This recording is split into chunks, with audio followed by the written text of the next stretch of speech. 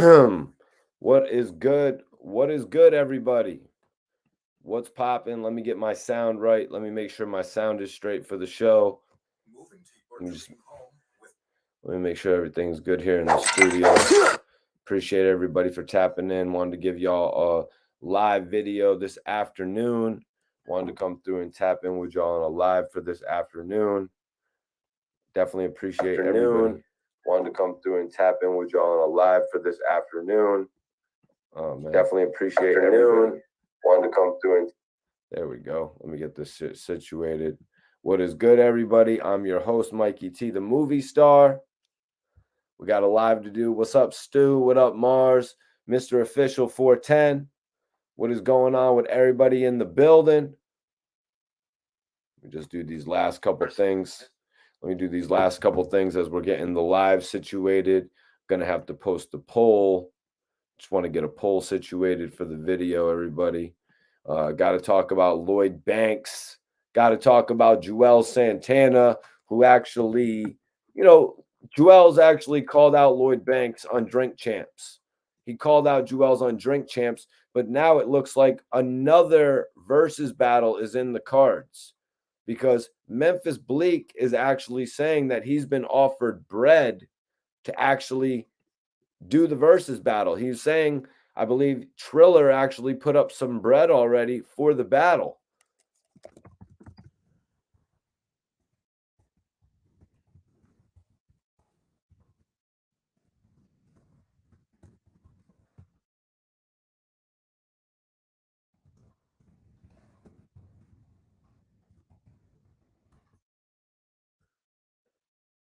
I'm going to put a poll up, you guys.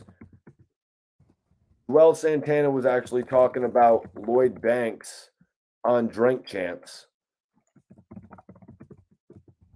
making the challenge, speaking on their record from the past. Everybody knows Beamer, Benz, or Bentley, but a lot of people don't know the fact that Juelz and Lloyd Banks actually had a bit of an issue. They actually had a bit of an issue after. They actually had an issue afterwards. After recording Beamer, Benz, or Bentley, after going through, touring together, making money together, the two of them actually had an issue due to the fact of Slow Bucks getting set up at 50 Cent's show. 50 Cent was at Summer Jam. Slow Bucks was actually on the wrong stage. Not literally the wrong stage, but he didn't know he was going to get treated like that. He didn't know he was going to end up getting treated like a rag doll on that stage. Something that people bring up to this day.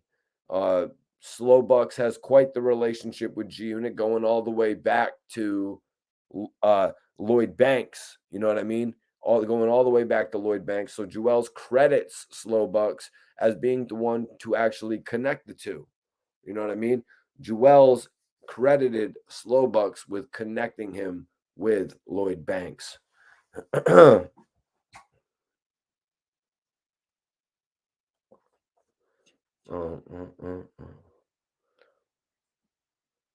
Today we're talking about Hassan Campbell actually speaking on Maino. That's right, you guys. We're going to be speaking on Hassan Campbell speaking on Maino. Also, the new battle, the new verses that everybody's talking about. Who's going to be in this verses, though, is my question. Is it going to end up being Juelz versus Memphis Bleek?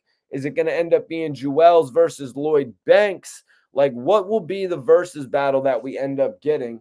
But who, in your opinion, who is the most likely to win a versus out of the three? Would it be Lloyd Banks? Would it be Juelz Santana? Or would it be Memphis Bleek himself, you guys? Who would it be out of these three men? Who do you think out of these three men would have the most likelihood of winning a versus battle? Now, Memphis Bleek has had quite a few albums. I want to say out of the group of them, Memphis Bleek has had the most albums. That says something to me. Hell yeah, man. Salute to G-Unit. Much love to everybody that rocks with G-Unit in here. Obviously, you got all the different eras of hip-hop from Death Row, Bad Boy, you know what I'm saying? To the Shady Aftermath G-Unit era, going on to the MMG, the Cash Money era right before that as well, I should mention. You know what we had a lot of great eras in hip hop, man. So I would never fault any of the G-Unit fans out there. You know, I got a lot of love for all the G-Unit guys, man. In reality, I appreciate everybody for tapping in. I've got a dope live show for you tonight. Dope live show. I had to go a little bit early today because Hassan Campbell was talking about the Lobby Boys. He was actually he was talking about their music. We're gonna go over that. Talk discrediting Slide, actually discrediting a record that's working right now. When you're trying to big up New York, you're trying to build or on the foundation of New York, but you're gonna discredit bloggers. You're gonna discredit musicians who are actually moving units, bloggers who are actually doing numbers. We're going to talk about some real shit, you guys. We're going to talk about some real shit tonight. But first, I want to go over the back and forth. There was a back and forth with Juelz Santana and Memphis Bleek.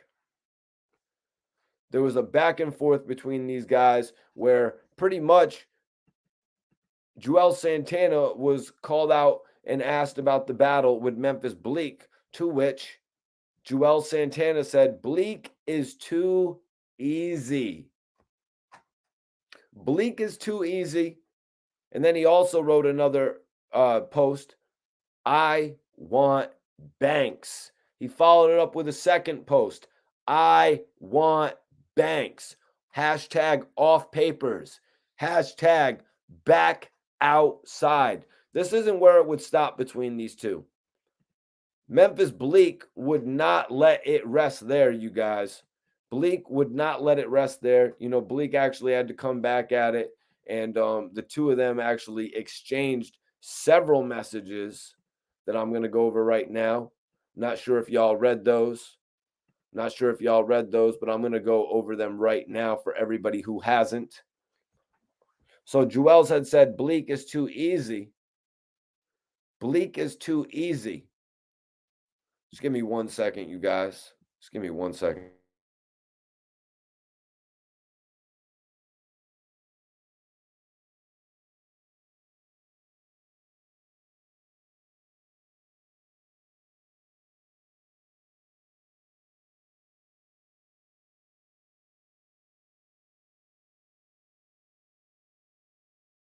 Sorry about that, you guys. Just had to grab my Dutches. Had to grab that good Kush. Oh, shit. No, I had Dutches right there. Gonna roll something up. Gonna roll something up as we get into today's live video, you guys. Right now, I'm going over the messages between, or they're not messages. These are actually live messages on, I want to say, it must have been, it looks like Twitter from what I'm reading here. So Bleek responded, Bleek, easy? Laughing emoji, laughing emoji, laughing emoji, crying emoji. If you're scared, just say that.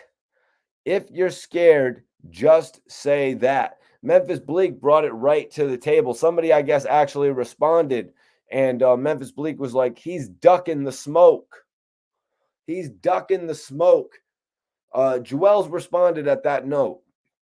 You know, Juelz responded at that note. He said, ducking smoke? LOL. Because, bro, you got that vape. You've got that vape smoke. That shit that disappear fast. I got that gas. Shit fog up the whole building. P.S. If you want that I can't feel my face pack, just ask, because I got you. So right there, Juelz took a pretty hard diss at Memphis Bleek. You know, Juelz Santana pretty much let the world know that he wants Lloyd Banks. And he gave us a reason why, because he kind of feels like Memphis Bleek's music doesn't really stand the test of time. He kind of feels like Memphis Bleek is the vape, whereas he is some nice smoke, like what I'm about to roll up. I think I'm gonna do the sour actually. He's some good thick smoke. You know what I mean? He's that fog. You know what I mean? The shit fog up the whole building. Memphis Bleek's he's saying Memphis Bleek shit is that shit that kind of goes out the window and you don't really see no smoke there. Doesn't really what's it called? Doesn't really clam bake is what Juelz Santana is trying to say here. But like I had mentioned earlier, if we're not including group albums, I'm gonna say Memphis Bleek actually has more solo projects than that's actually he has more projects than Juelz Santana. And that's not saying that just because somebody has more projects, they're going to win. You know what I mean? That's not saying that.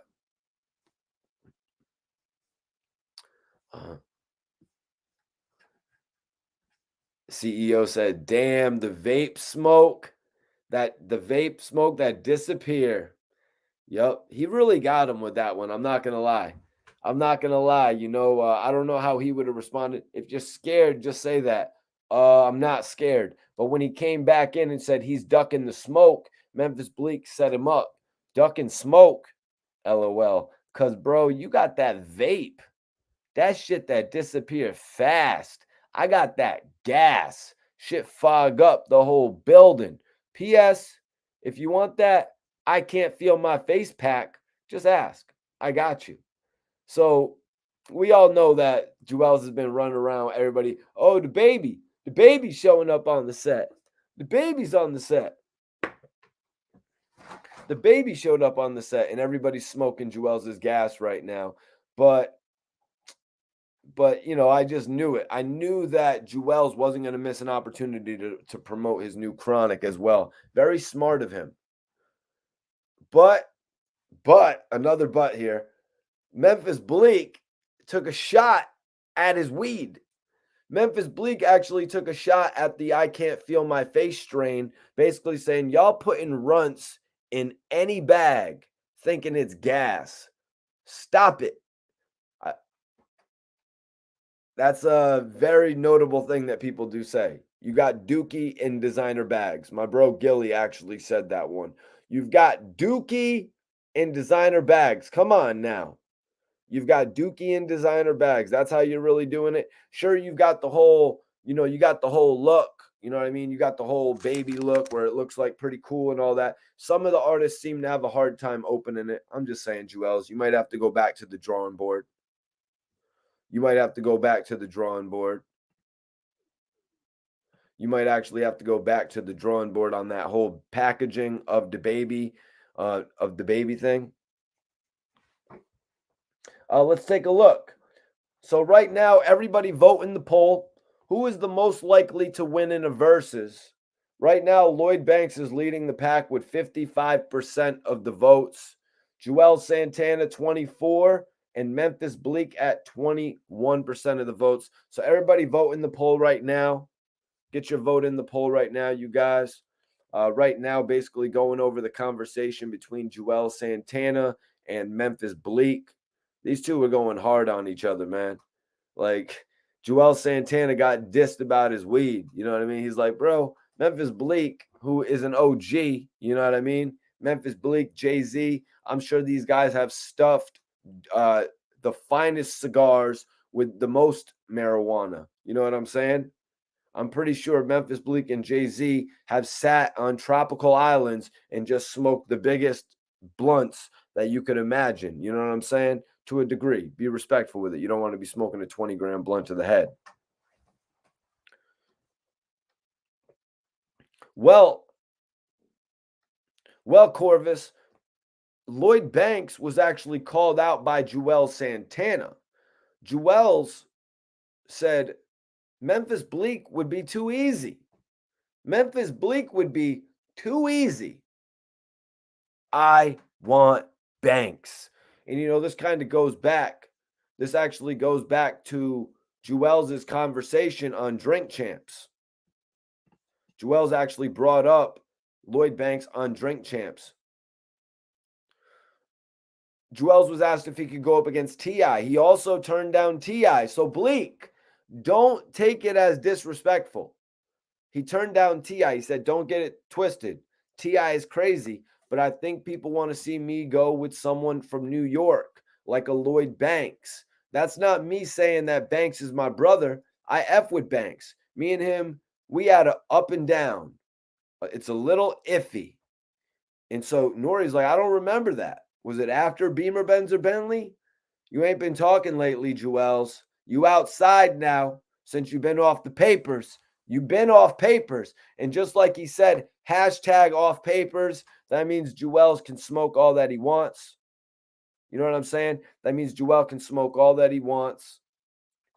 Keep it to the smoking, Juelz. You know what I'm saying? You got the whole new baby joint. You know what I'm saying? If I was you, I'd be smoking like a O a day at the very least. You know what I'm saying? And at this point in my life, I smoke about a quarter. You know what I'm saying? So you got to see the level that Juelz is at right now. So I just hope Juelz just focuses on his career. He actually addressed what happened with the whole frickin' airport situation on the Drink Champs episode.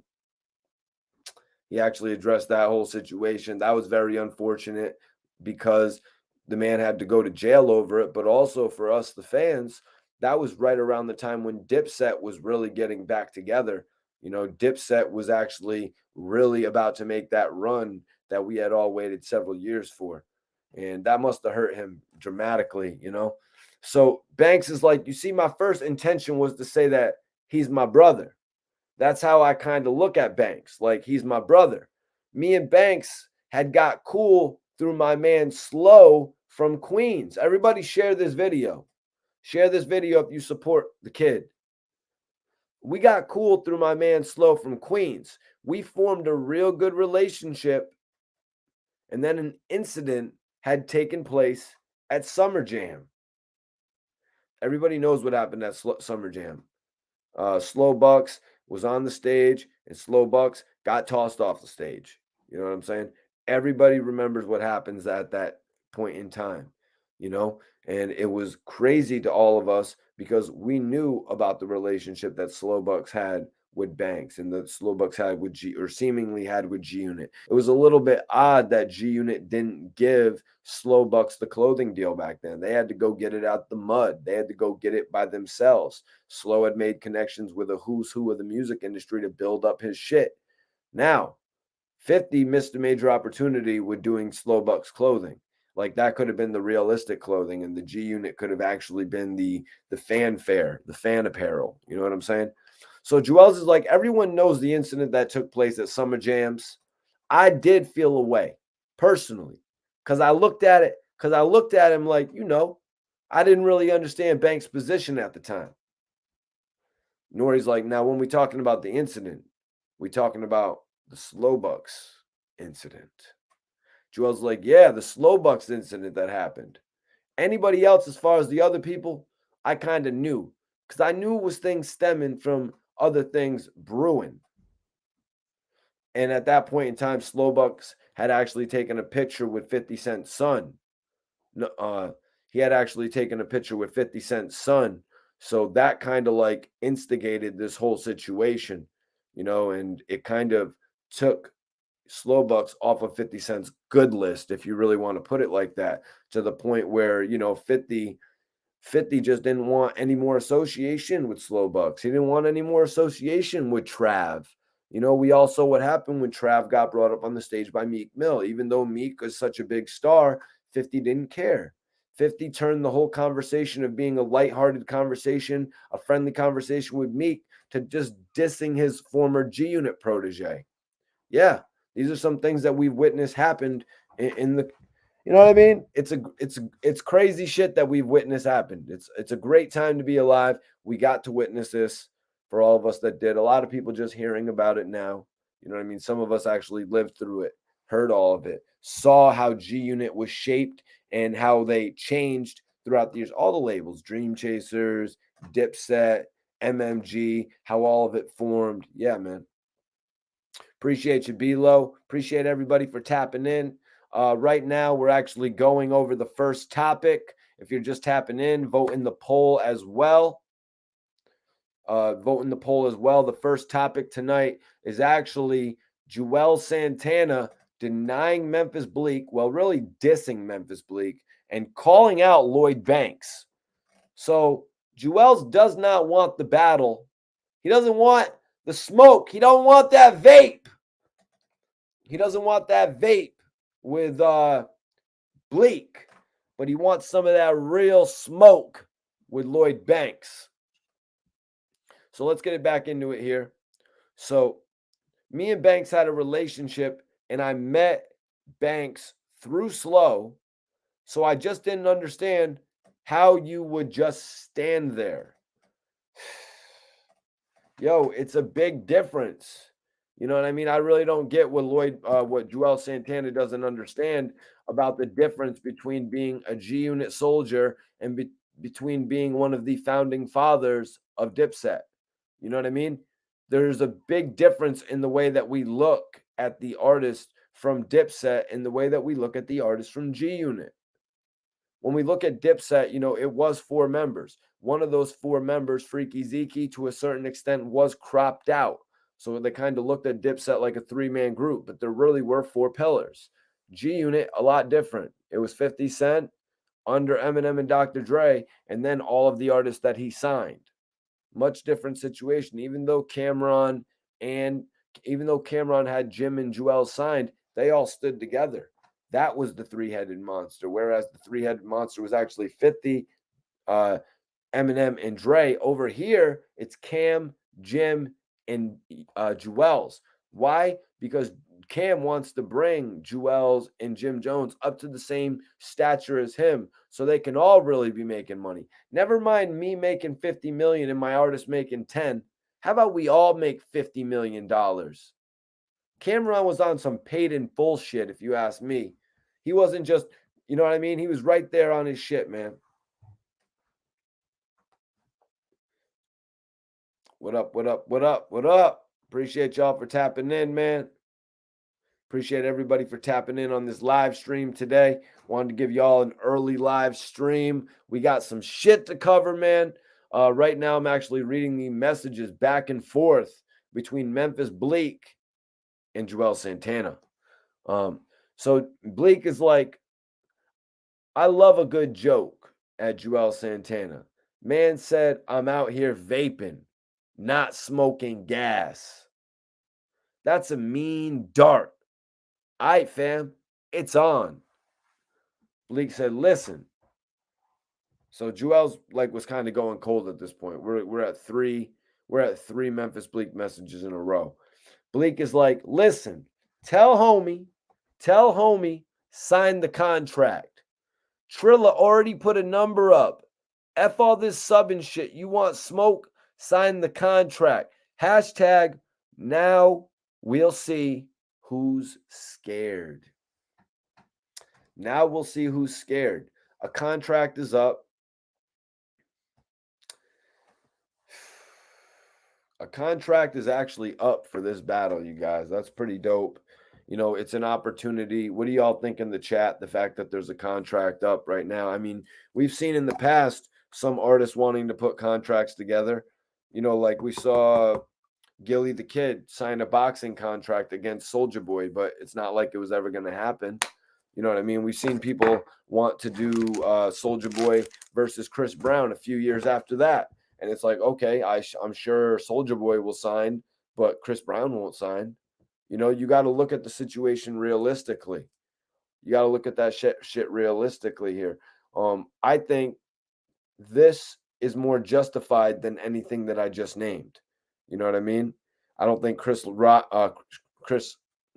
not talking Will Smith and Chris Rock. I don't think Chris Brown would really want to put his celebrity on the line, you know what I mean, in order to actually just do just do something like that. But this whole thing, because it's like putting your celebrity on the line, you guys. Like if Soulja Boy did a boxing match with Gilly and Gilly wiped the floor with him, he's putting his celebrity on the line. So this situation's a little bit different. It's versus, it's music, it's a chance to showcase yourself, it's a chance to get a check. I'm sure Lloyd Banks would want to do it, but Juelz should just be happy getting a check, you guys. Like, Juelz should really just be happy getting a check because of the fact that the Locks washed them. The Locks washed Dipset in that last battle. That's why in one of these things we're going to get into in a second, Memphis Bleek even takes a shot. Memphis Bleek even takes a shot at the music that they performed at the last Verzuz battle, you guys. He's saying, don't bring any of them old hits. I need everybody to share this video. Right now, I'm on my first topic. Basically, it's a Verzuz battle challenge. Memphis Bleek says the contracts are out there, but the contracts are out there, right? Only thing is, you guys, the only thing is, Juelz wants a different opponent. What's going on with Juelz? What's up with that, Juelz? You literally got a contract in front of you. You've got a contract in front of you to do something, and you want to go and battle Lloyd Banks now? You want to go battle somebody who would more than likely, ultimately, and we need to get Juelz on the channel to talk about this because I know Juelz is in tune. I would just like to ask Juelz why. You know what I mean? Why he would actually like to battle Lloyd Banks. This, no disrespect to my guy Memphis Bleek, because in my opinion, Bleek is a legend.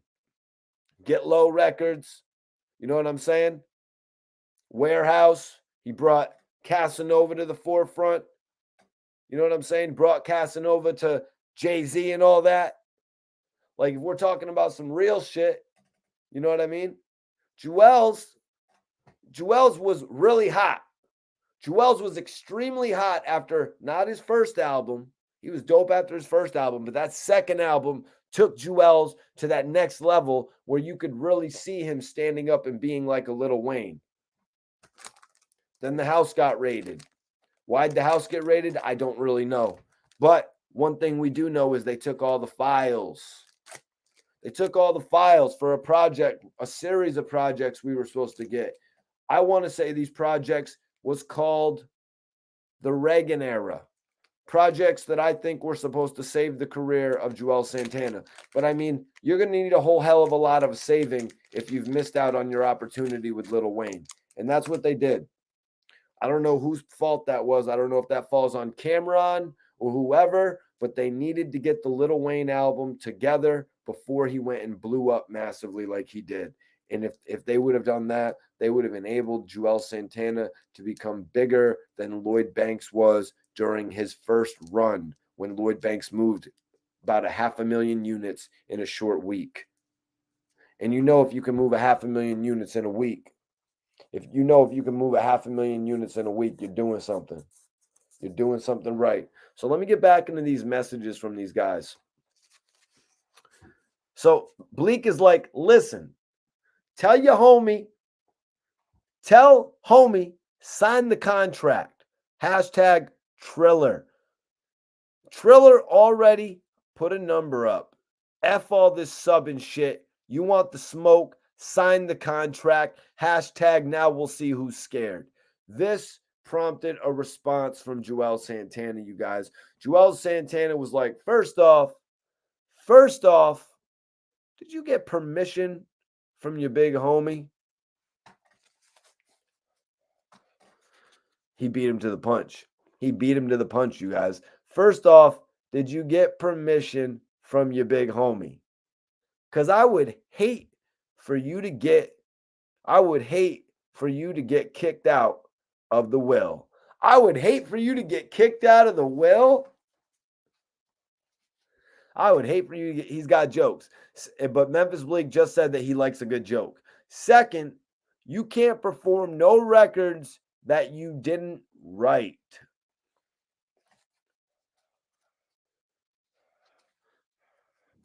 It's not the way it goes. You're supposed to be asking him, you can't perform no records that you didn't actually perform.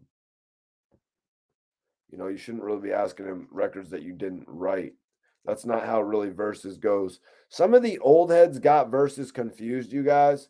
Like, I remember seeing a couple old heads just going in and talking about how they were going to play all these records from like Rihanna in a Verzuz battle that they like wrote. They were like, yeah. and I'm gonna play that joint from Rihanna that I wrote, and it's like, no, that's not how a versus goes, man. Juelz just got out of jail. You know what I mean? So I'll give him the benefit of the doubt on this one. So I'm going to give him the benefit of the doubt on this one, man. But I don't know why he's turning down what a lot of people would consider an easier battle. You know, a lot of people would probably say that Lloyd Banks is going to wipe the floor with Juelz. You know what I mean? Lloyd Banks probably has as many singles as Juelz did on his first album. You know what I mean? Lloyd Banks probably has as many singles as Juelz had overall on his first album. So listen. So Juelz is like, first off, did you get permission from your big homie? Obviously talking about Jay-Z. Because I would hate for you to get kicked out of the will. And second, you can't perform no records that you didn't write. Memphis Bleek has replied, that's a bet. But don't do those joints that ain't work the last show this time either. The set's going to be watching. We got a deal now? Question mark. This one's harder than anything he ever spit in his life. And then he played the intro, Hand It Down, Jay-Z and Memphis Bleek. Juelz said, LOL, Bleek, you reaching for that. Life raft, bad. Shit, I would have too. Shit, I would too if I was you. Oh, God. This could be interesting, man. This could be interesting. I honestly think that Memphis Bleek and Juelz would be a little bit closer. That's why I would rather see that battle, just to be honest with you guys. But I think the majority of people, and I don't think Juelz is wrong. You know, I don't think Juelz is wrong when he says he believes the people would rather see him versus Lloyd Banks. But let's be honest, man. When somebody's asking you if you want to do a versus battle with T.I. and you're discrediting T.I., you know, T.I. is dope.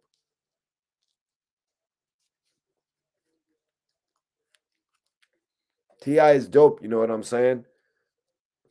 And he said the same thing, and he's saying the same thing about Lloyd Banks. He's saying the same thing about Lloyd Banks.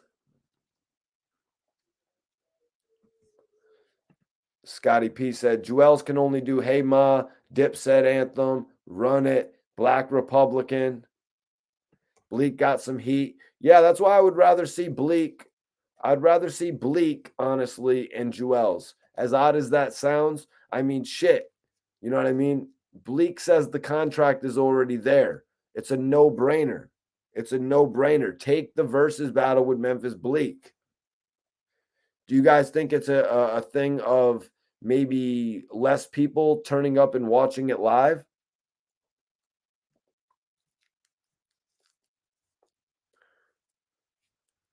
Do you think it would be less viewers watching it live? Do you think that's something that's going to play a factor in it? I mean, shit, if you go back when T.I. was actually going to battle Young Jeezy, they switched it up. They switched it up to Gucci Man. I think that had probably more than likely was to do with the viewership numbers. You know, they're like, this will get more viewers. Simple as that. So if you guys, Lloyd Banks were to sign a contract, which I think he would, you know what I mean? Why wouldn't he? Lloyd Banks is coming out with his new album. From what I see, he's doing the follow-up project. But yeah, man, we got to talk about Hassan Campbell as well, but I want to give everybody a chance to vote in the poll. Who's most likely to win a versus out of any of these three guys?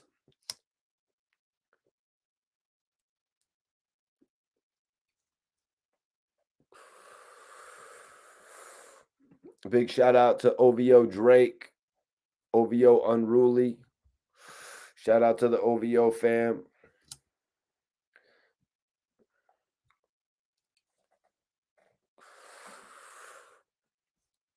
We need this to be an OVO sanctioned podcast. Holla at me, Drizzy. It's OVO. I'm just waiting for the sanction.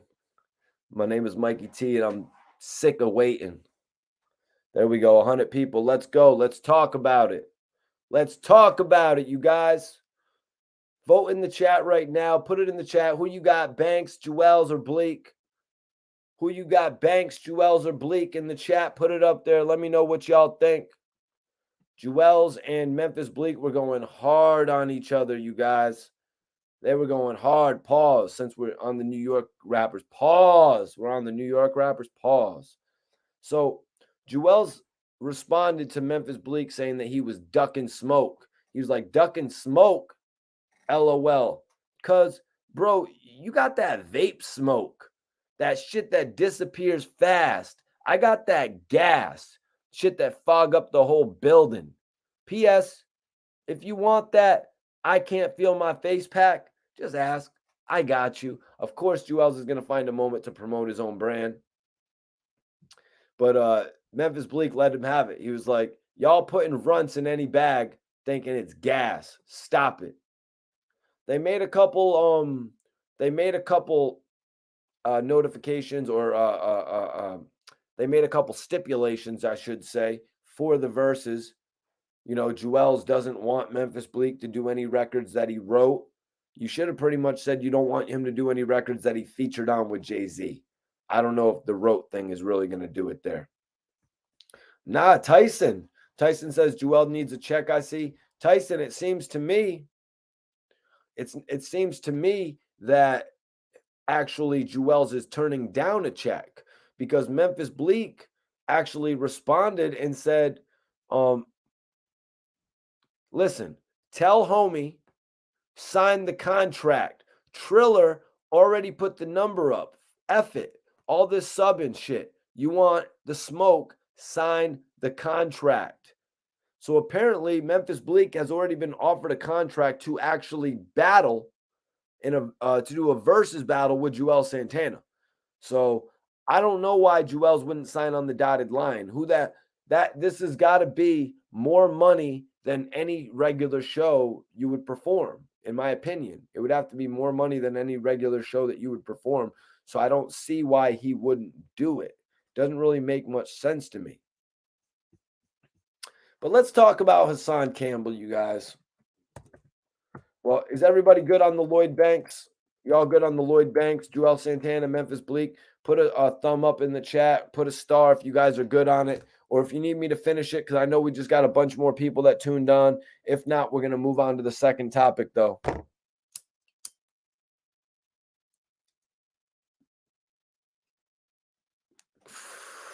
Oh, yeah, Cash. Bleek has more albums than everybody involved here. I mean, unless you're going to consider Lloyd Banks' mixtapes. If we're considering Banks' mixtapes, he's got a bigger variety of projects than mostly anybody, to be honest with you guys. If we're going to involve those, because, you know, Lloyd Banks was actually on his grind, like doing so many different mixtapes before he blew up, like, and he would actually do trilogies and shit like that. What was the word I was looking for? Not trilogies. He would actually do series mixtapes.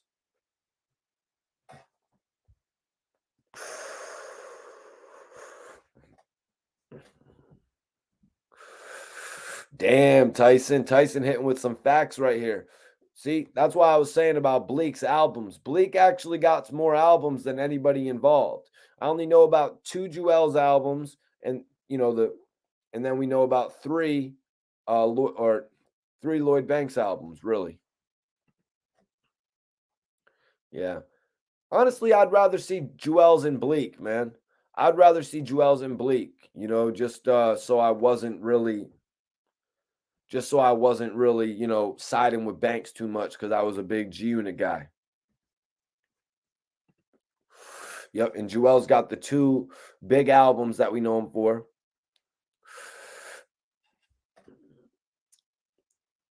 JP, did you ask me this question about Lloyd Banks' mixtapes the other day? I already told you my favorite mixtape from Lloyd Banks was actually, I don't think I told you actually. Everybody always asks this, but my favorite Lloyd Banks is the Halloween Havoc mixtapes.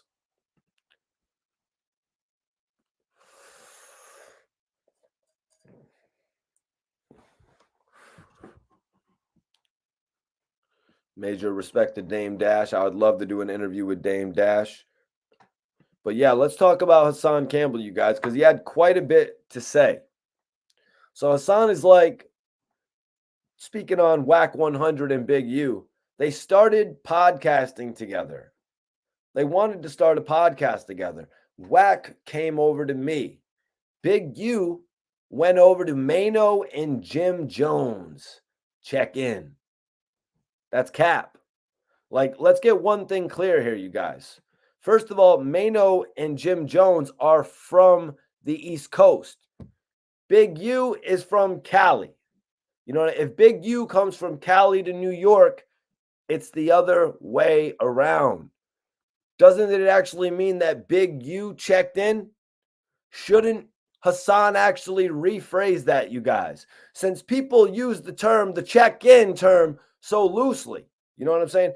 Like, Big U, if you want to be technical, if we want to be technical about this, Big U should have been checking in with them. The Big U song, Big U should have been checking in with them. Why is Hassan Campbell months later? So this literally happened a minute ago when Big U came through Taft Projects and he walked through all the different areas and he was like FaceTiming and filming for his show with Jim Jones and Maino. You know what I'm saying? Why is Hassan Campbell months later so upset about a man from Cali coming and walking through Taft Projects? Hassan's like, I wish I would check in. I wish I would check in. You did check in. You checked in with 6ix9ine. You checked in with a rat. How are they gonna check in? How are Jim Jones and Maino gonna check in their own city? Let's be real. How can somebody check in when they live there? So one more time, again, if Maino and Jim Jones, if they went to Nickerson, if they went to the Nickerson Gardens, let's use that as an example.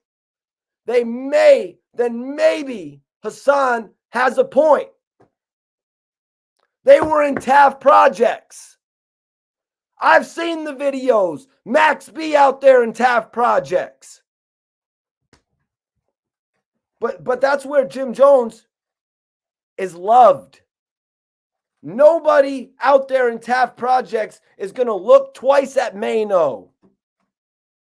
But that's where it all lies right there. That's what drives Hassan crazy. That's what drives him absolutely crazy, you guys. That's what drives him mad. The fact that nobody will bat an eye at Maino. Out there, Taft, looking like a pure celebrity. Jim Jones been out there for years, balling and all that. Hassan Campbell, 10,000 live viewers. Won't go walk through Taft Projects. Hassan is like, I wish I would check in. They're in their own city. Like, come on. He can't get over this Big U shit. It literally infuriated him that Big U was able to walk through the projects with Jim Jones and Maino. While Hassan is, I want to be outside. I want to be outside. All those hashtags outside. Hassan's hashtag is hashtag I want to be outside. I want to be a lobby boy. Christmas list type shit. Dear Santa, can I be a lobby boy for Christmas? No! You have a bird bath behind your house.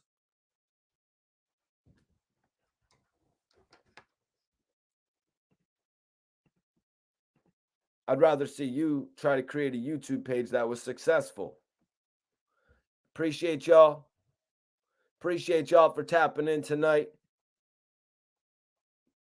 So, yeah, like I was saying, it just infuriated him that Big U was able to walk through the projects with Maino and Jim Jones while he's literally, you know what I mean, praying. When people pray for things, we're not praying to be, a lobby boy. We're not praying to be a member of G-Unit. We weren't praying to be a member of Murder Inc. and join Rick Ross's label. Maybe somewhere. You know what I mean? I work for mine, not praying for it. So he's just like, let me discredit them. They suck. I would have never checked in. Hit him in the head. And for the record, to me, I don't think Jim Jones and Maino will be checking in. Just my thoughts. So Hassan is like, no disrespect to Maino, but I'm not Maino. Maino went to jail for kidnapping. Yeah, he got a connect. He got a connect and he held him for ransom. Hassan's like, I went to jail 125.25. That means somebody got their snot box rocked. That's what Hassan said. Now, I'm not completely familiar with the term or the statute, I guess I should say. Could have sworn that was an attempt, though. Moving on. But let me explain this. Let me explain the part that you left out. Let me explain what you implied. First of all, a kidnapping, right? When you say a person has a kidnapping charge, you're pretty much trying to put a stain on their jacket. You know what I mean? Maino didn't take anyone weak. He didn't take anybody that he was going to be something to be embarrassed about in the future. It's not no stain on his jacket. You know what I'm saying? Maino actually took the connect and he held him and made the block buy him back. But the block snitched on him. And I just want to say, it's more gangsta. I think it's more gangsta to hold the drug connect for ransom than to hit him in the head with the headshot. Especially when you probably clicked him in the ear with the headshot. Clipped him in the ear with the headshot. So the block snitched on him. So Hassan is like, it don't even look right the way these dudes is walking through Harlem and Brooklyn. New York's been soft. I think he said, yeah, he's like, what did Jay-Z say? I think he said something like that. I think that's what he said. New York looks soft. New York's been soft ever since Snoop came through and crushed the buildings. New York's been soft since Snoop came through and crushed the buildings. But you live in New York, don't you? I live in Connecticut. But you live in New York. So you're dissing yourself. Snoop did say those lyrics. You're a resident of New York. Why didn't you beef with Snoop Dogg? Why did you expect the other people to do it? Why didn't you do it? What was we supposed to do? Go at Snoop? They already did. The whole Hot 97? Is this guy not realizing what happened at Hot 97 behind that? This guy is a New York resident, y'all.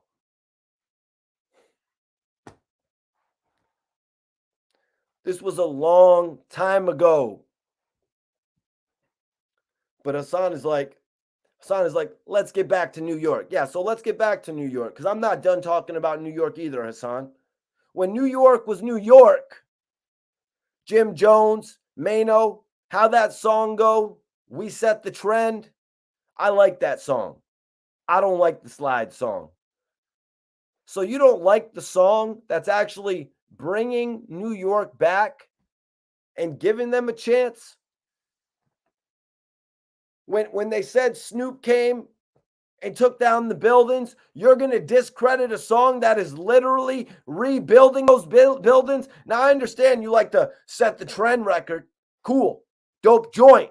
Most of their album is dope. But you're going to sit here and go against the record that is actually bringing them to all of the major venues to perform? You're going to discredit the record that's actually bringing Jim Jones and Maino as a new group called the Lobby Boys to the table? Also, shout out to the lobby girl, Bella K. Shout out everybody that was on that album. Young Blue. You know what I'm saying? A lot of people featured on that album. Fabio Foreign. You're going to discredit it when one of the biggest rappers from New York who actually puts out music jumps on the shit, and you're going to sit here and talk about Snoop Dogg and what Jay-Z said when you're a New York resident? Why didn't you step to this? But now you're bringing the East Coast back. No, Slide is bringing the East Coast back. Jim Jones and Maino coming together as a group, putting aside their issues, is bringing the East Coast back. Hassan, you discrediting the East Coast is not bringing it back. It's not helping anything.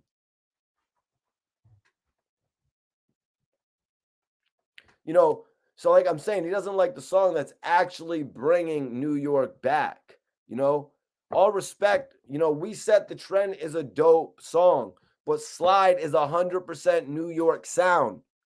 It just sounds like hating to me. Why hate?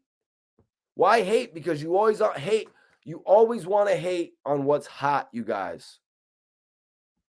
You always want to hate on what's hot, man.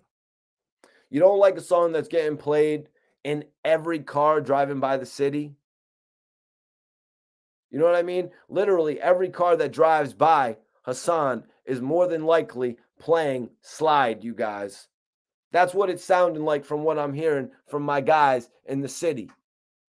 And he's going to talk shit on the record. And it's just a whole bunch of hypocritical shit. It's a whole bunch of hypocritical shit when somebody's talking about, I'm going to bring the East Coast back. And then the people that are actually bringing the East Coast back get discredited. And you can say whatever you want, you know what I mean, about there's this other guy bringing back the East Coast, there's this guy bringing back the East Coast, that guy bringing about the East. Jim Jones and Maino doing what they're doing right now is adding to all that. What up, Eric? What up, Last Spartan? Appreciate y'all for tapping in. So let me see here. So I really don't know why Hassan seems to think that their album's a failure. And they're not doing as good as you, and they're not as successful as Mr. Raw and Uncut himself. I guess it's because they don't have a bird bath in their backyard. Excuse me, I'm sorry, a fountain. I'm sorry they don't got the fountain in the backyard because, you know what I mean? It's just like, it's just wild, you know? Like these guys are actually doing things major for the city, and one of the most, or the most popular, as I've said, blogger in New York City is actually discrediting their song that's bringing them to the dance. It's ass backwards. You know what I mean? It's backwards to me. That's not the way shit works. You know what I mean? Bro, man, you sound like you don't have a voice.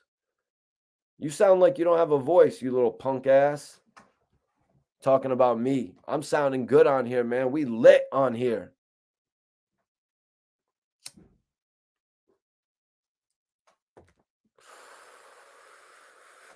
Mikey T, the movie star, live tonight, you guys.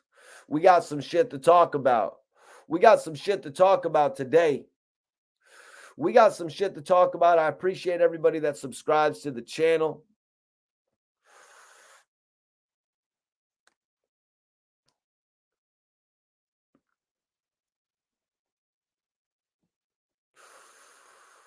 What up, what up, what up? Let me get back to this right here. Hassan's like, let's get back to the set the trend and stop being followers. Whack punked everybody on the East Coast.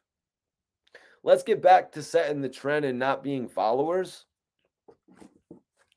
Let's get back to setting the trend and not being followers. What other two rappers have united to form a group? Aside from Uncle Murda and Maino forming a group earlier on in their career, just prior to the Lobby Boys, I want to know what two Major rappers came together, put their two foundations together, and formed as one. Which ones put their foundations together and formed as one, like Mano and Jim Jones? Somebody let me know. Somebody let me know in here. That is what I call setting a trend. Showing the rest of the music industry that you don't need to be too cool to link up with another artist and make some music. That's what I call setting a trend. Are you missing that? Is Hassan, we can have a conversation about this. We can have a conversation about this because I live and breathe this. I live and breathe this shit. So we can have a conversation about this to really, get down and set down the fundamentals of this. Because if we're talking about setting trends, right, exactly. If we're talking about setting trends, look at what my man Junior said. Big and J. Yeah, I do believe that. I do believe there would have been a Big and Jay-Z album. I really do believe that. Do I choose to believe that as a fan? Of course. Do I choose to believe that as someone who loves music? Yes. And that's what makes it seem, that's what's so dope about Jim and Mano getting together. Let's not worry about the sales so much. Let's not worry about anything except for the impact that they're obviously having. Yeah, Nas and AZ, definitely dope. Definitely dope. Definitely dope. Fab and Kiss, hell yeah. That was one of my favorites right there, Freddie and Jason. Why? Because I actually got to experience it. You know what I'm saying? I did interview AZ, and I have seen Nas perform live. Jay-Z and Nas, Black Republicans, yes. But I just want to say the record that they had together, just being real, I don't think it really interests people so much in hearing a full-length album. And Jay-Z and Kanye's album really upped the ante on that one. But also Jay-Z and Kanye, that's New York and Chicago coming together. Yeah, JP, New York rappers like beefing with each other more than uniting. And that's honestly what this is good for setting a trend of. That's what this is good for. It's good for unity. It's good to show people that they can connect with one another. These guys actually had issues at a certain point. Jim Jones and Mano explained it on the show. They explained the fact that they were pulling up on one another and it could have got a little ugly. You know what I mean? And it could have got a little ugly, but cooler heads prevailed. You know what I mean? Mano at that point was just sliding into the game. Mano was really just sliding into the game at that point. So I think he was trying to turn some heads. You know what I mean? I think he was legitimately trying to turn some heads, you guys, when he actually was saying different things. And Jim Jones was taking offense to other things. Yeah, man. Styles P actually did a bunch of joints with Max B too.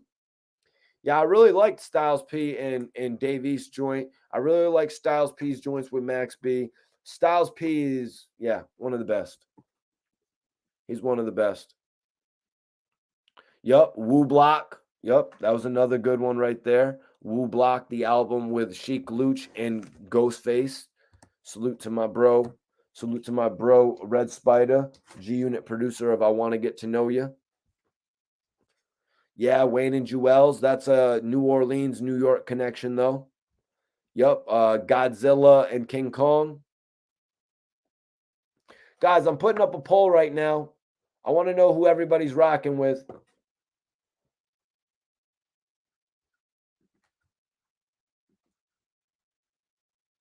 Oh, what the hell is that?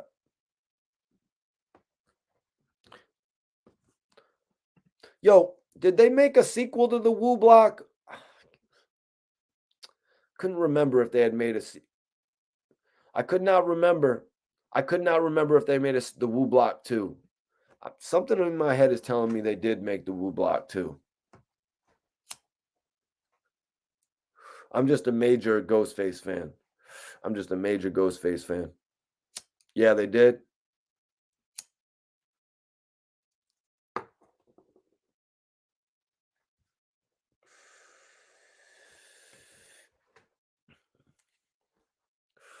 Hell yeah, let's get it. Let's get it. I want to read back this conversation, but hold on. Let me finish up here, you guys. So Hassan's like, let's set the trend and stop being followers. Whack punked everybody on the East Coast. Well, Whack didn't punk Jim Jones. Whack didn't punk 10 Toes Down. Whack didn't punk Doggy Diamonds. Why are you denying everyone from New York that stood up to Whack 100? I don't get it.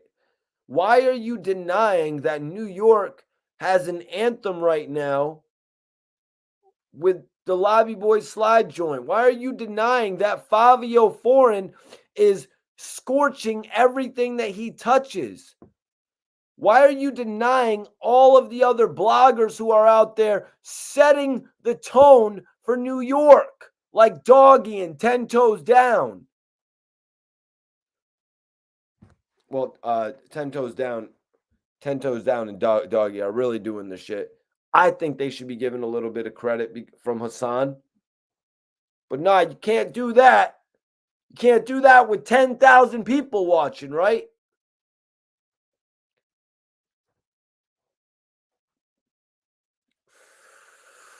No, but you just want to act like nothing's happening for New York. Things are happening for New York. Best believe, New York has some of the best publication it ever had in years. Not shit that's getting held up in a corporate building. 5 mics put on the shit when it doesn't deserve it. We out of that corporate era. That corporate era is done.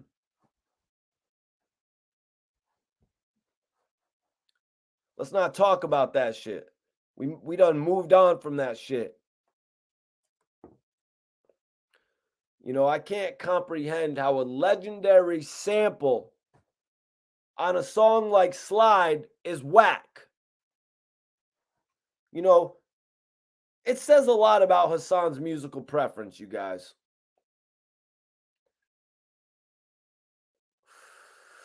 It says a lot about Hassan's musical preference, the fact that he says that, man. Hassan went on, you went back to Clubhouse. You acted like you were my friend, but you went and told everyone. Yeah, that's not really relevant.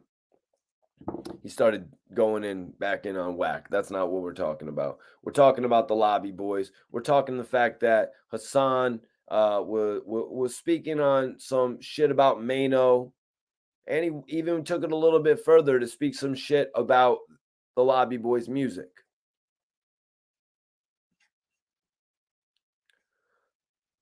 Yo, you should get the hell out of my live, bro.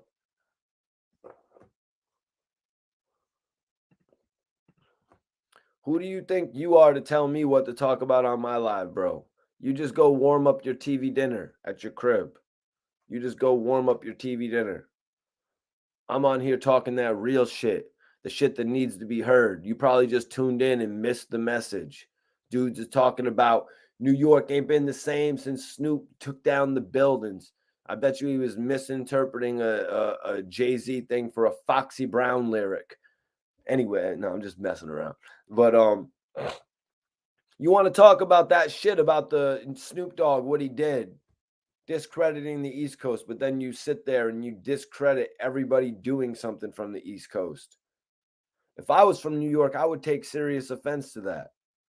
You know what I mean? I would take serious offense to that. If I was from New York, I would have been doing what Hassan Campbell should be doing. He ain't worried about it like that. And he wasn't worried about it back then.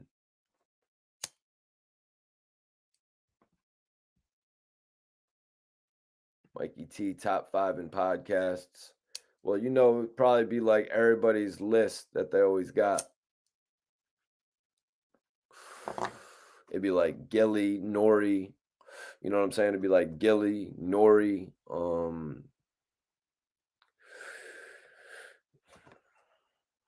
There's a lot though. You know, you just don't want to go Gilly, Nori, Joe. I mean, that's the obvious three. That's the obvious first three, but there's a lot of other new good, great ones.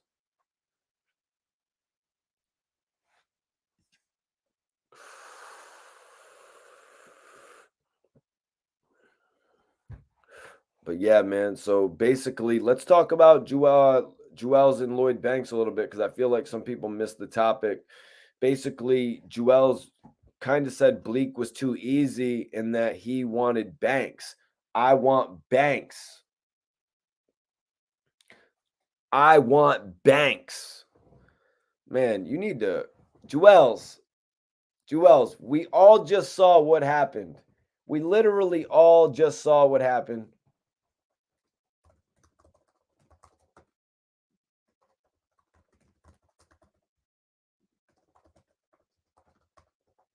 I just put up a poll, you guys. Everybody go vote in the poll. We all literally just saw what happened in the Verzuz battle with Dipset and the Locks. Come on, I think it's safe to say. You guys. I think it's seriously safe to say, y'all, that come on, Juelz, I don't know if you really want it with Banks, man. Listen to what sorry, can't read that, bro. Yep. Doggy Diamonds is great too. I like a lot of different podcasts, man. I listen to a lot, you know, and some of them are like 3 hours long and shit like that. That's what I love about podcasts. It gives you time throughout different days to check in with them and shit. But there's just a lot of different stuff that I like out there watching and shit. And I don't really watch like the Joe Rogan podcast.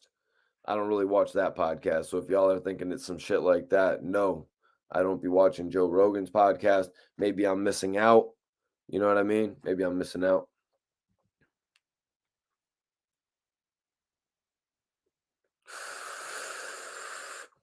Smoke break. Yo, that's the one thing I was saying about Bleek, bro. That's the one thing I was saying about Bleek is that he's got a lot of records, is that he's got a lot of, well, more so albums to choose records from. And that's the one edge he's actually going to have on everybody. But like I said, man, I'm not really thinking that Juelz should want that smoke with Lloyd Banks. I don't think he should really want that smoke with Lloyd Banks, to be 100% honest with you. Was guys, was Memphis Bleek on Rock Boys in the building tonight? Yeah, he's got 4 albums, man, and he had, you know, between 1999 and 2005. Now let me bring up Juelz. Here, you guys. Juelz's album history is from 2003 to 2005. So Memphis Bleek has him edged out in 99, 2000. He had 2 albums out before Juelz ever even dropped an album, y'all. From Me to You and What the Game's Been Missing in 2005.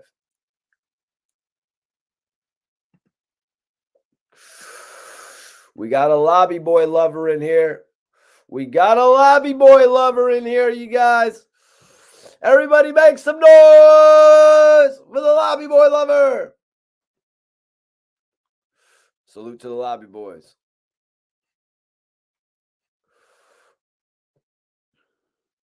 But that song was just Hove. That would have been a lit one to bring out. You know that would have been a win. So let's see what we got here.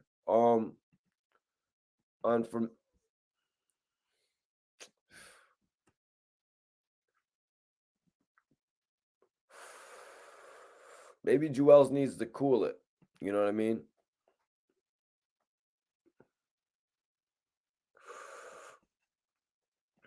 Seagraph. I was actually thinking that would be a better battle, a better versus, not a battle, but it's a versus battle. I was thinking that would actually be a better versus for Juelz Santana. Like Lloyd Banks is gonna come in there like Rambo, man. Lloyd Banks is gonna come in there and just dominate that shit. Juelz Santana and Memphis Bleek might be more of a back and forth. We don't need to see what happened to Dipset happen again. You know what I mean? And but either way, it's either going to be Dipset versus Rockefeller, which will be more interesting in the aspect that they had both worked together at one point when Dipset actually joined up under Rockefeller. That's going to be an interesting point. But also Dipset versus G-Unit. This is something that people have craved for years. In all honesty, you guys, I think if Triller, Bleek said that Triller already offered the contract. In the past, we saw Jeezy and T.I. The battle was going to happen. Like that battle was literally about to happen. And then they put Gucci Man in there. Boom. They got a better option. They got a better option right there. There must be some sort of a contract clause where they can opt out of having you on the show at the last minute. Yeah, Eric, that's why I'm saying, that's kind of why I'm saying I think a more, you know what I mean? A more stand-up battle would actually be between Juelz Santana and Memphis Bleek. Lloyd Banks, he's kind of a different caliber. Let me even bring up the record sales here for From Me to You. From Me to You debuted on Billboard chart at number 8 with 74,000 copies sold. First single was Santana's in Town, Dipset. What the Game's Been Missing. There's a few singles on this one. Let me get the sales for you, though. This one debuted on the charts with 141,000. 141,000 first week. That was actually Lloyd Banks' second week numbers as well. But on this, he's got There It Go, Mic Check, Clockwork. Yeah, he's got a bunch of singles on here. Do y'all think Juelz would bring Hell Rel out for whatever you want to call it?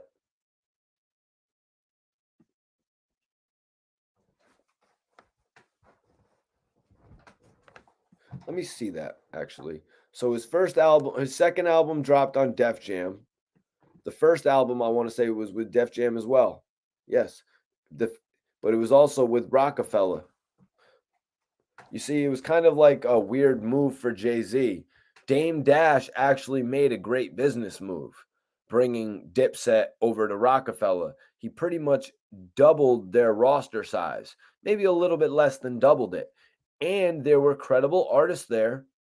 Though, you guys, that were going to sell units like Juelz Santana. Cam was obviously going to sell units in whatever partnership agreement he had. Then you had Jim Jones, who would have had a better look, releasing his albums under Rockefeller. Then you had Hell Rel, who might have got somewhere. J.R. Ryder, who might have got somewhere. Freaky Zeke, whose album may have not tanked had he been Rockefeller.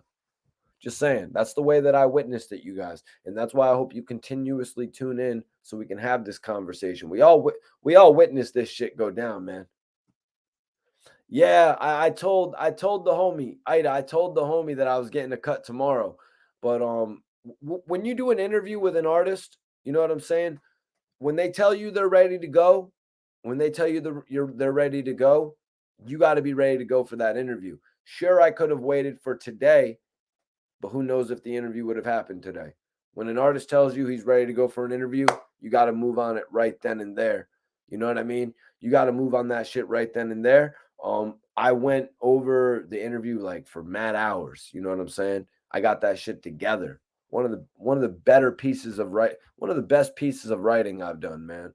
One of the best. I really take all my interviews serious, you guys. I have some really big work coming up here in the near future, though, you guys.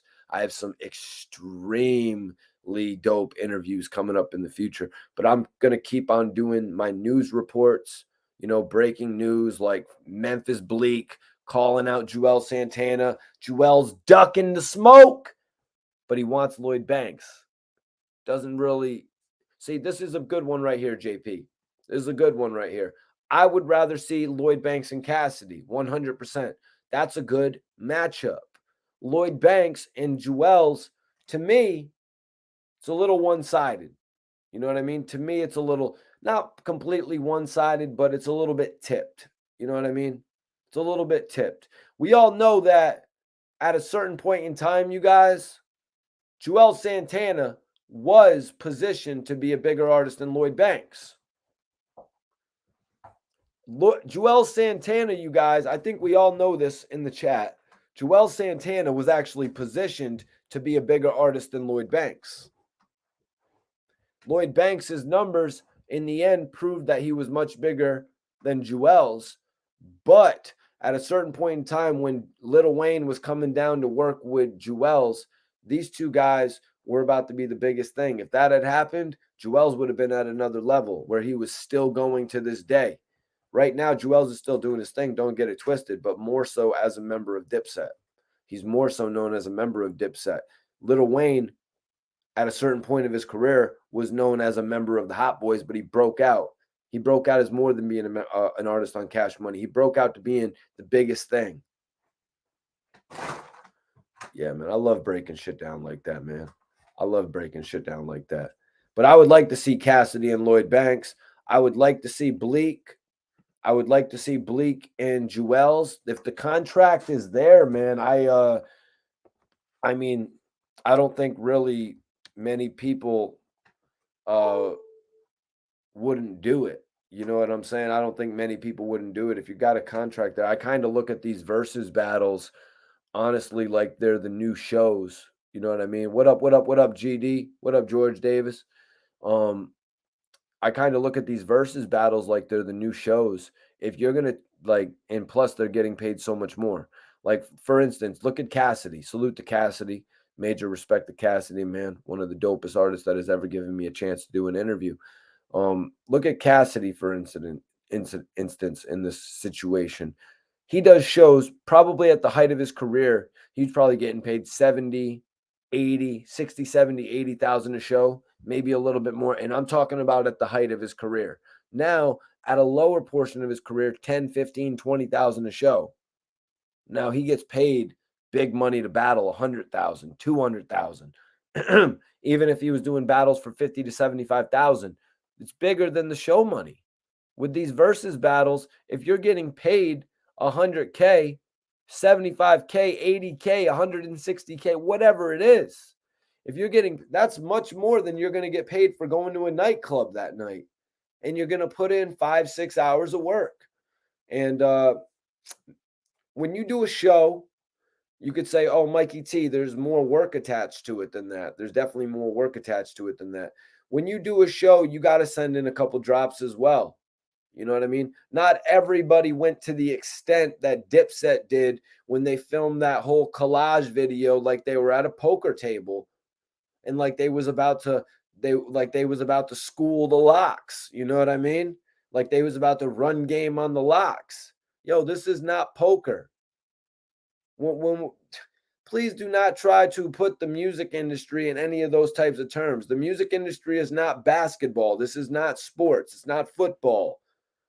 You know what I'm saying? This isn't a cards. It's not gambling. The music industry is about talent. What Jadakiss did that night at the Versus Battle showed how talented he was. Not to put down the other dudes either. Styles P and Sheik Luch showed up, man. They showed up. You got to understand, though, guys. The Locks is different than Dipset. Dipset is more comparable to G-Unit when you look at the background. Dipset is more comparable to Death Row, whereas the Locks is more. It's a smaller group. It's a group of three. They've all had a lot of different time periods of performing together. Whereas Dipset, their performances together, maybe it could fall back on the other members. You'd be seeing Jim Jones hanging on J.R. Ryder. You'd see this dude hanging on this dude. You know what I mean? Dudes vibing on the stage together rather than actually having to be there performing, focused on the performance. You know what I mean? They treat it like the party, and that's why I relate it to the way that Dre and Snoop and all of them would do it back in the day. I wanted to do a little bit more relate in there, but I didn't want to give y'all too much. I didn't want to put too much on you guys right there. One at a time, you guys. I don't need y'all being like, oh, man, Mikey T. Yeah. Yep. Yep. Kiss was MVP. Oh, Jada more skilled than Dipset combined, huh? Let's touch that. Let's touch that. So let me ask you, has Jadakiss ever had a single as big as Ballin'? Yes, he has. Why? Why was as big as Ballin'? If we just want to say one off the top, like if we want to talk about a song that actually changed the course of time, a change that affected everybody's life, a song that really affected people. So yes, so Jim Jones matches it with that. Jim Jones, excuse me, or Jadakiss matches Jim Jones there. Let me see. Juelz Santana's biggest record was actually the record that I want to say he did with an R&B star, Chris Brown, probably Run It. So in relation to that, we all know that am I tripping or is there a big light on me?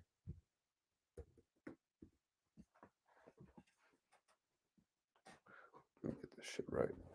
Yo, is my lighting good, you guys? Is the lighting good? I was going to say Jada has that covered because he's got the record with Mariah.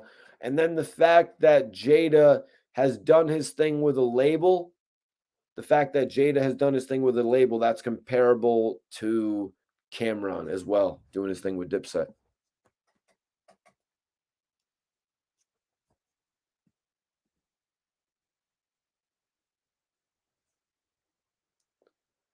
Okay, good money. All right, because it seemed like I saw a big ass green patch in front of my face because of my light. I'm about to go get one of them official lights or some shit like that, man. But you know what I'm saying? If it ain't broke, don't fix it.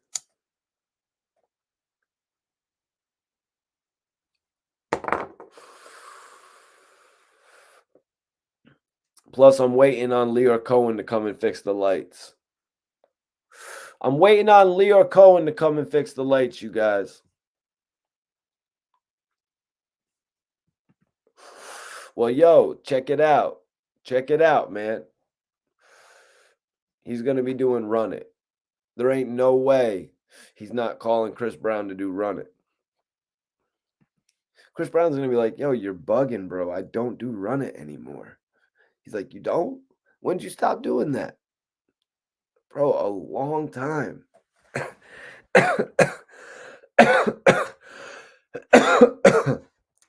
He's going to be like, listen, yo. He's going to be like, listen, yo, I will pay you not to do Run It. Sounds good to me.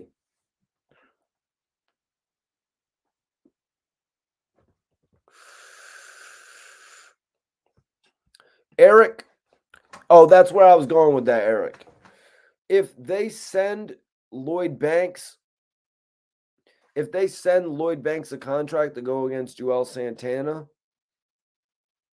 it could happen like the Young Jeezy T.I. situation, where it was going to be Jeezy and T.I., but then at the last month or whatever it was, I'm not exactly sure, but I do know it changed, and it became Jeezy and Gucci because of the interest factor. So, yeah, that's one thing that could happen. And that's why I was suggesting that there might be a clause in the contract that you won't lose your money, but you will be opted out of the performance if they get somebody else.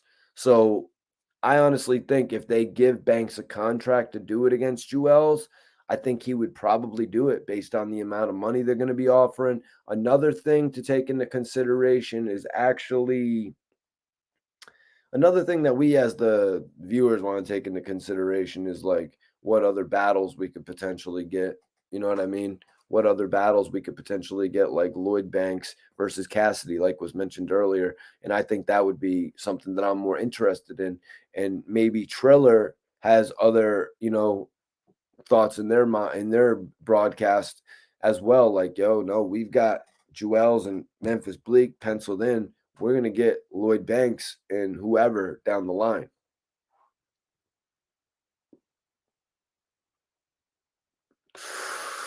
Oh, hell no, JP. I don't even really know why Juelz Santana is upset about that whole slow buck situation. Like, he's making way too big of a deal about it. Juelz even told Nori that he knew about some of the situations in regard to it. It's like, okay, so if you know about it, then you know that slow bucks shouldn't have been up there. He probably should have kept his distance from G-Unit, but also, man, like, Lloyd Banks not doing something, like, that is not a reason. You know what I mean? That is not a reason. I don't know if y'all, what do y'all think? I don't think that's a reason for Juelz Santana to be upset with Lloyd Banks, because Lloyd Banks didn't stop in the middle of his performance to stop what was going on. First of all, Lloyd Banks is getting paid to perform there up at Summer Jam. You know what I'm saying? He's there on with 50 doing the old G-Unit thing. Like, come on, that's just kind of ridiculous for Juelz to think that Lloyd Banks has all that power in the middle of the show to just stop that shit. 50 is one thing, Lloyd Banks is another. If you disagree with me, just say no. Lloyd Banks could have stopped that shit, Mikey T. No, Lloyd Banks could have said, yo, everybody stop. Everybody stop, drop and roll. You know what I mean? You know what I'm saying? Everybody stop. Oh, you know what I'm saying? I'm not going to go there. Rest in peace, DMX. Probably, just because of the way that I always put it on my list.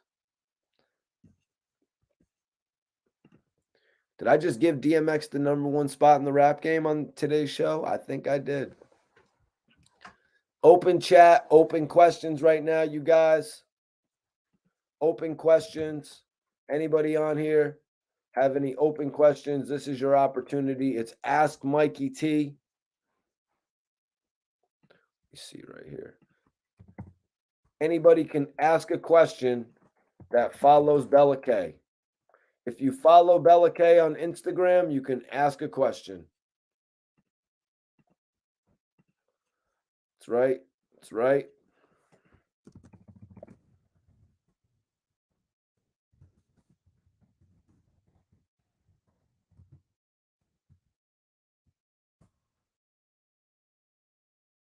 Follow Bella K.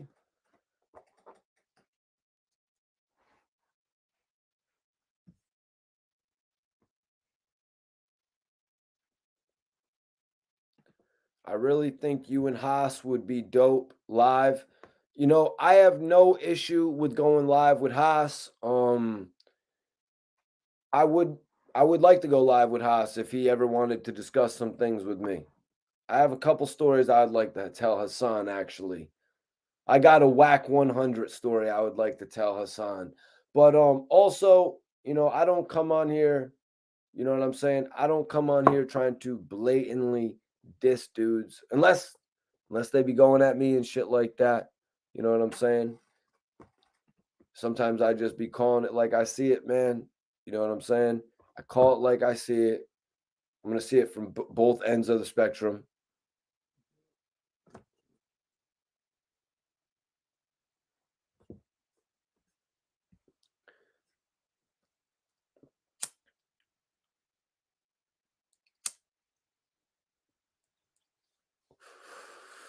But I mean, shit. Maino shit. We all know about Maino shit, man. Maino shit was very serious when he first got into the game. I was big on Maino shit when he first got into the game, man. And now, what Maino's doing with the Lobby Boys, it's given me a whole new reason to get reinvested in his career. When Maino first came out, I was rocking with him heavy. He put out High Hater, and I was wondering what is going to be the follow-up to this now that he's got everybody watching. Maino got all eyes on him. And apparently, from what he was discussing on $1 Million Worth of Game, he was attracting all the attention of all the artists in the industry that had already started to blow up. He was starting to rock the boat, you guys. Just how I'm rocking the boat on this internet blogging shit. You know what I mean? Just like I've been rocking the boat for the last 10 years. But I appreciate when I get my flowers.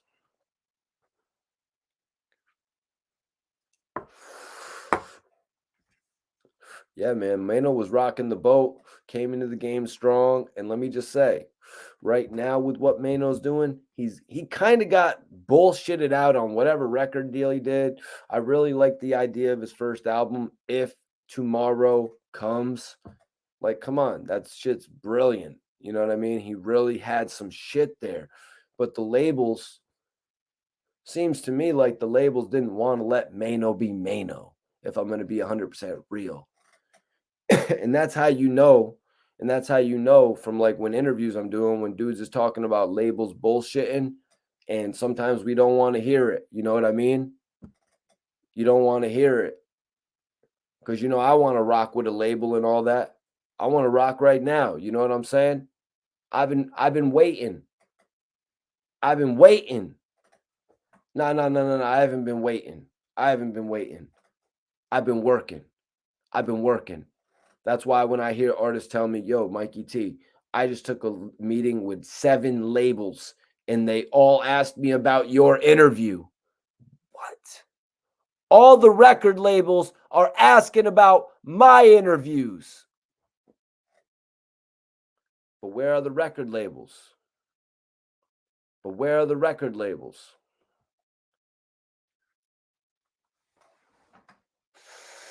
Let's start a bidding war. If every single record label told the artist, oh, I saw your interview with Mikey T, the movie star, this part of the interview. I saw your interview with Mikey T, the movie star, this part of the interview. It says something. I can do that for 30 artists on a record label. We can change the game. We are going to change the game, you guys. We are going to change the game. All these labels are out there, and they're talking about us.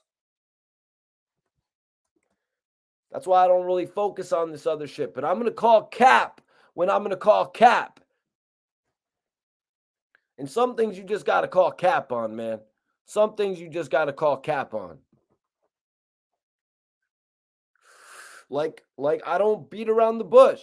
When Juelz Santana said he didn't want it with T.I., it's like, what the hell? You know what I mean? It's like, what the hell? Nori's giving you a great option right there, or T.I. got brought up in the conversation of a Verzuz. It's like, come on, man. Like, I'm going to call it like it is.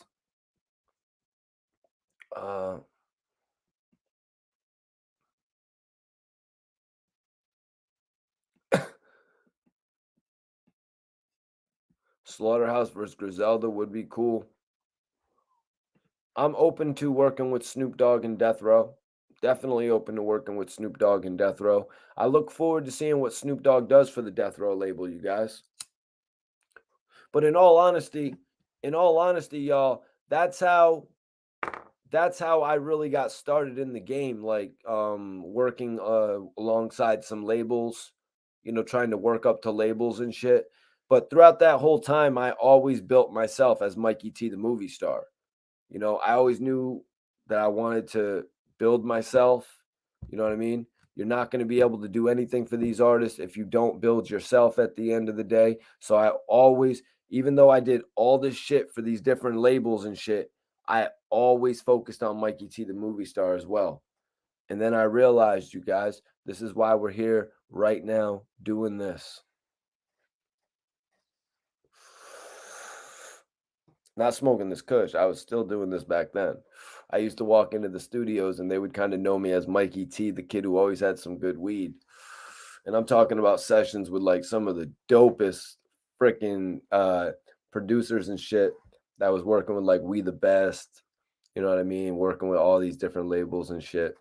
We need that. We need that Bel Air deal though, man.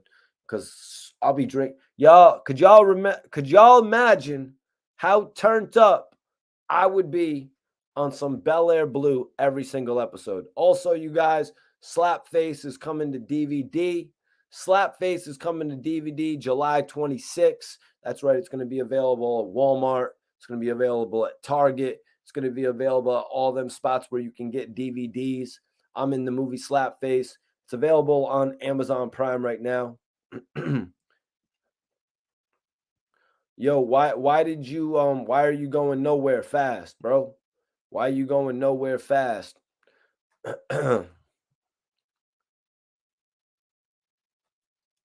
DPG. Yep.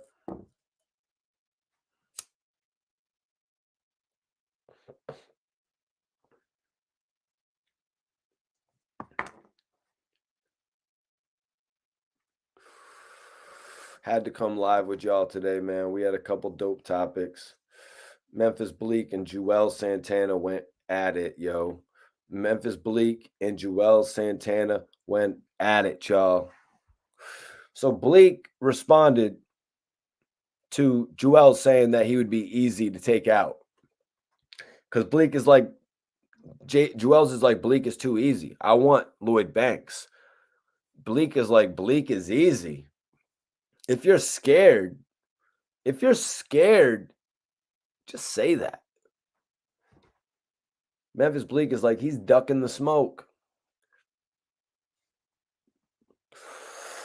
Juelz wouldn't let that one go. It took 2 comments to really get Juelz out of his shell on this one. It took 2 comments to really wake Juelz up on this whole issue. Juelz, hello, there's a bag. New bag alert. New bag alert. So Juelz responded. Once Memphis Bleek said he's ducking the smoke. Juelz is like, ducking the smoke? LOL. Bro, you got that vape. You got that vape smoke. That shit that disappears fast. I got that gas. Shit fog up the whole building. P.S. If you want that I can't feel my face, just ask. I got you. So Juelz is slick right here. He knows this might be the only response that he gives Memphis Bleek for some reason. You know, he seems to kind of still be on that, like, that celebrity shit. You know what I mean? He seems to still be on that celebrity shit. So he seems like he's going to give him that one answer, that one response answer. But so Bleek is like, so that's why he got in the line about his runs. You know, it's kind of like 50 always getting in the line about his advertisements. Juelz is studied the game. You know what I mean? Juelz is promoting his product. And as soon as I get some of that Juelz Santana, as soon as I get some of that, I can't feel my face. As soon as I get some of that, I can't feel my face, y'all. I will be doing a taste test of it here on the show. I want Juelz to actually come on the show, just like I would like Hassan Campbell to come on the show, you guys. I do not limit anybody from coming on the show, y'all. Anybody that wants to come on here and talk some real shit, just like with the open questions, if you got questions about hip hop, I'll be answering it. You know what I'm saying? Stick to the topics, though, man. You know, try to stick to the topics, man. We don't want to really I don't want to throw the videos off too much. You know, these videos, they've got to have a value to them where people are going to want to watch them again and shit like that. So let's stick to the topic. So when they're placed into volumes, you know, people will understand it.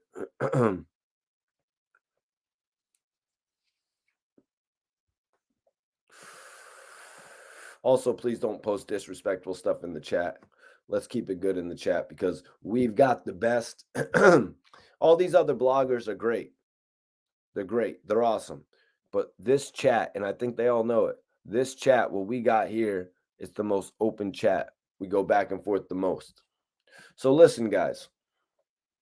He mentioned his weed, and Memphis Bleek is like, y'all putting runts in any bag and thinking it's gas, man. Stop it.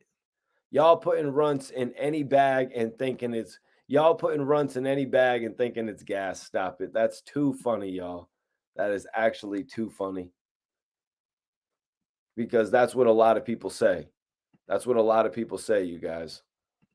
They just say, yo, bro, you just put something in a bag and just call it runts. But I mean, Bleek is a little bit off here though as well, because if you were putting runts in a bag, like if you're legitimately putting runts in a bag, like if it's runts and it's really bomb ass weed, you can call that weed whatever you want. When somebody gets that weed, they're going to be like, oh, I'm smoking Joker face. You know what I mean? If you gave them some runts, they're going to be like, but you called it Joker face. Or, you know what I mean? Poseidon. You know what I'm saying? If you called it something like that, like Poseidon's wave, you know what I mean? They're going to be up there feeling like they're riding the wave or some shit. You know what I mean? They're gonna, you give them some eagle eye and you tell them it's a sativa. Yo, that's that eagle eye. It's a sativa. They're going to be like, you know what I'm saying? All that type of shit. You can do whatever you want if it's runts. So just kind of making you aware about that, Bleek. You know, you are my big homie OG. Major salute to Warehouse Music Group. Salute to my guy Debo. That's actually True Life's brother. Salute Bo. Y'all putting that runts in any bag thinking it's gas. Stop it. He said, I love a good joke. I love a good joke at Juelz Santana. Man said, I'm out here vaping. Yeah, vaping really just doesn't get you as high, I guess, if I'm being 100% real. It really just doesn't do the trick. I've stopped vaping on all accord. You know what I mean? Even if I'm just at a spot where like I can't smoke openly, I'll still just bring some weed. You know what I mean? Like I'll smoke it before I go or something like that. You know what I mean? Like vaping really doesn't get the trick done.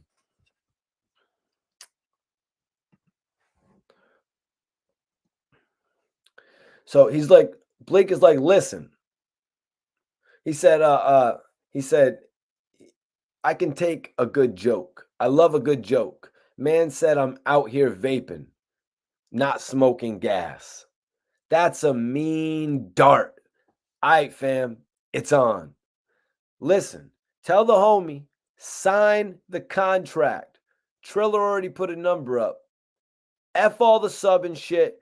You want the smoke, sign the contract. So a contract is apparently there. Juelz responds, first off, in the click you claim, first off, did you get permission from your big homie? You knew he was taking it there. First off, did you... Juelz, this isn't a diss song.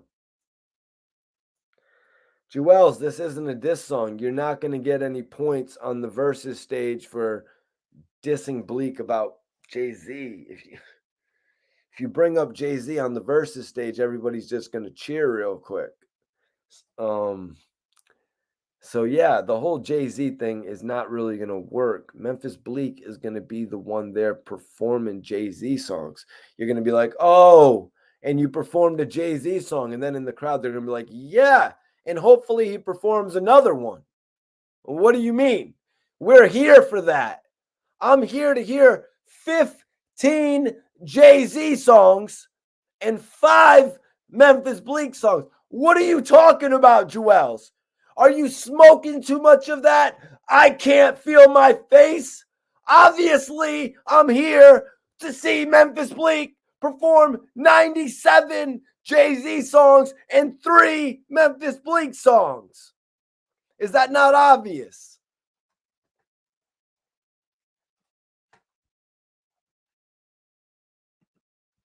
But so anyways, Juelz is like, first off, did you get permission from your big homie? Because I would hate for you to get kicked out of the will. And second, you can't perform no records that you didn't write.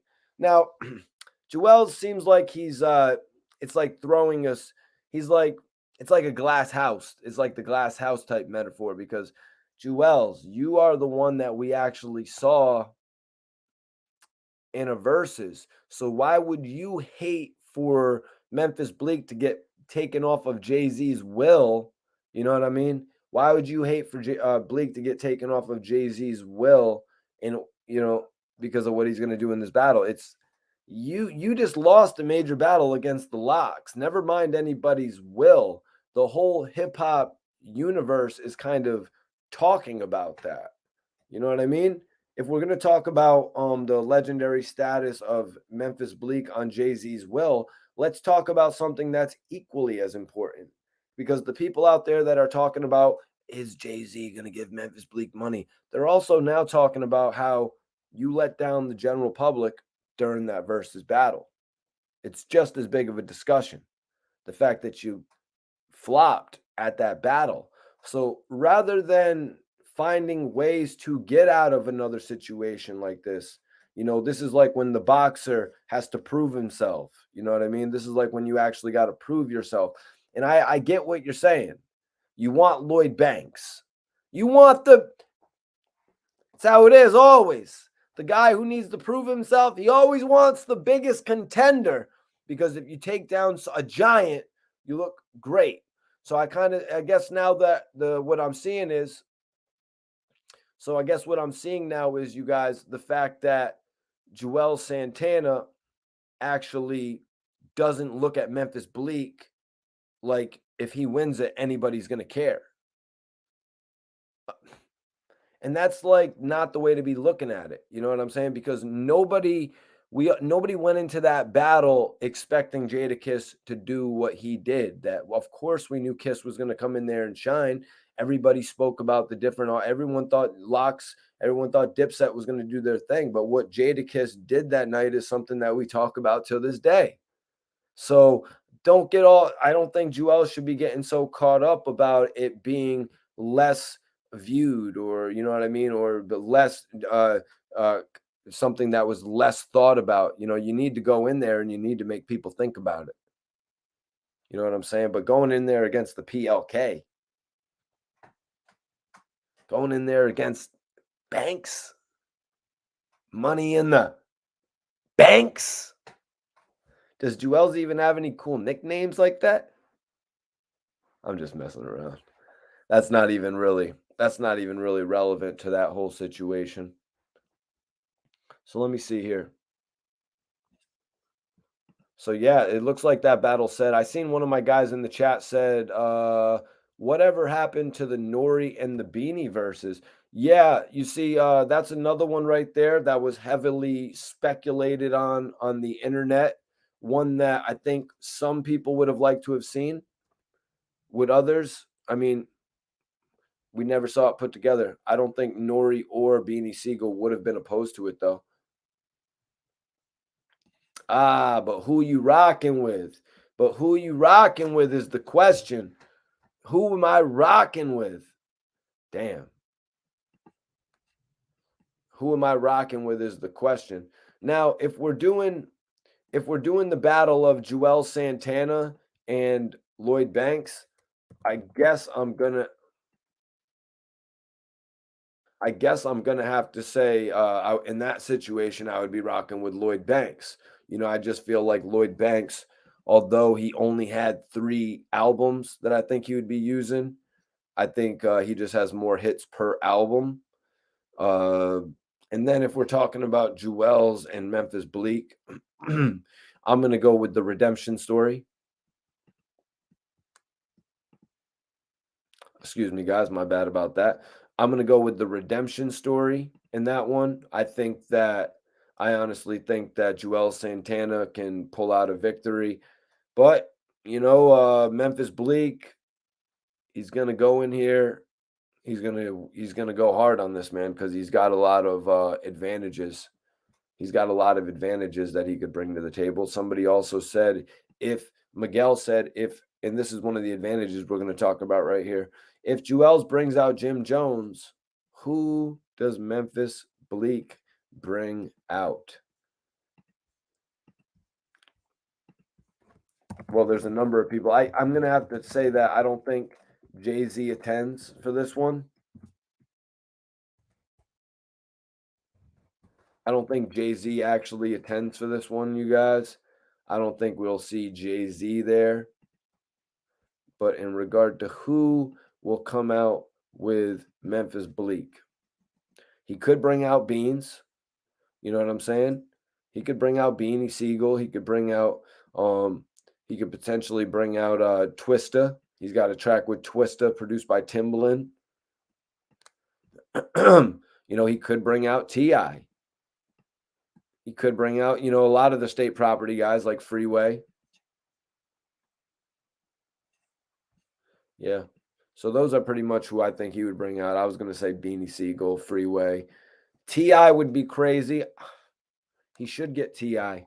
He should get T.I. because Juelz Santana denied him on Drink Champs.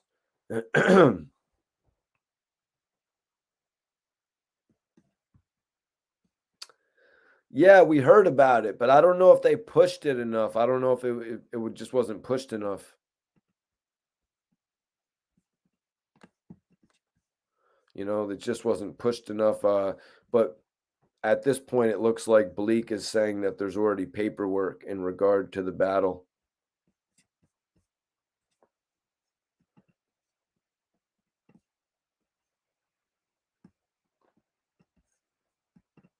But yeah, you guys, listen, I want everybody to follow me on the gram. I wanted to tap in on this live today. I want everybody on here to follow me on Instagram. I will be live tomorrow night.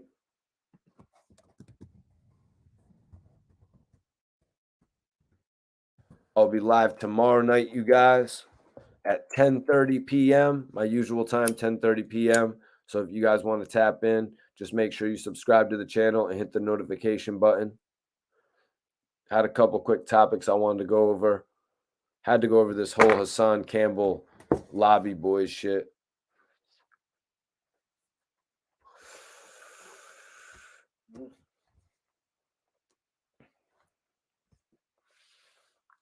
But I'm about to get out of here, you guys. So follow me on the gram. And I will catch you on the next video. I will catch